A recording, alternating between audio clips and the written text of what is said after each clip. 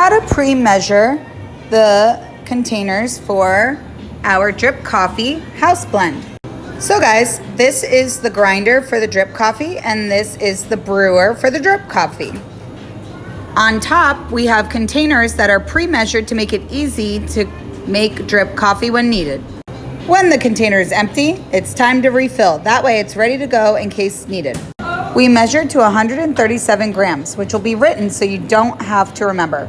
We also do not zero out the scale. I'll show you what that means. The scale is always on top of the espresso grinder. So go ahead and grab it, turn it on, and make sure it's on grams. If it isn't, you need to change the unit and put it back to grams.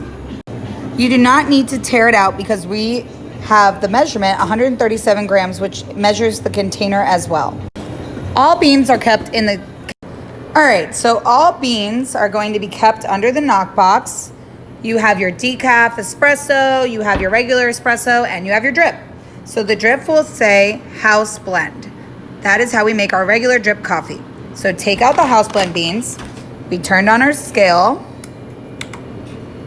Remember, you don't have to tear it out. So we put our container on. Don't worry about the weight. And now you're just gonna pour until it says 137 grams. Always remember, make sure it says grams. If it doesn't, just press your unit until it goes back to grams. So you always wanna make sure that you pick it up and kind of give it a little shake because the number will change. And then you just keep adding until you get to 137. Ta-da! But remember, pick it up, give it a little shake, just to double check. Perfect. Okay, now that I have my beans pre-measured, it makes it nice and easy for me to make drip coffee. Remember, drip coffee has the most caffeine for any hot drink.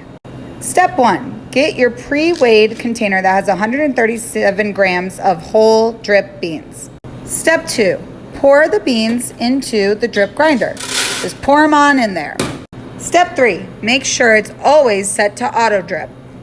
Then you're going to take your empty container and just kind of stick it up there. It'll stay by itself. Then press start. When you can hear that it stops grinding, press stop. Then you want to lift the little handle here because there's beans that are still stuck up there. Then you lift the container out. If you do not press this little lever in the back, if nothing's hitting it, it will not grind. Then grab a filter that's located on top of the drip. Okay, remove the basket, take your filter, and this is really important. Not Carol Baskin, classy, bougie, ratchet, but you're going to spread out. If you don't fan out your filter, grinds will get all in the coffee and you'll have to throw it out and I'll kill you because you're wasting product.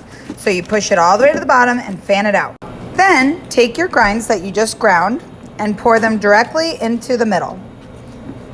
Then even it out by just wiggle, wiggle. And remember, make sure you fan it out all the way so there's no holes.